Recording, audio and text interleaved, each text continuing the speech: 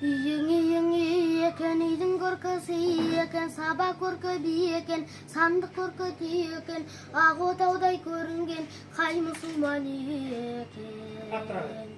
Ассалаумағалейкум, мақтан келдім, ай туып күні шыққан жақтан келдім, Құдайдың құлшылығы лайық деп 30 күн оразада атқа міндім.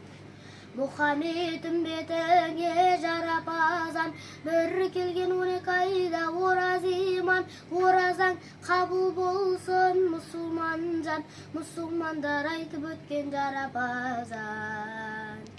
Меккеде бір ағаш бар, басы қара, жеңешем ұл туады қасы қара, жеңешем ұл туған соң қасы қара, жатады ой бауырына басып қала. Жарапазан айта келдім есігіңе, қошқардай қосыл берсін бесігіңе, қошқардай қосыл берсей бесігіңе, боладай өз серігің несібіңе. Айтқанда жарапазан тоямыз ба, салтының мұсылманның қоямыз ба, салтының мұсылманның қойып кетсек, барған соң ана жақта оңамыз ба. Уағдай мұңдасын, оңынан қолдасын, үйімізде еш жаманшылық болмасын, қайдар үшеңіздерде қыдырата қолдасын, бала шағаларыңыздың қызығын көріңіздер.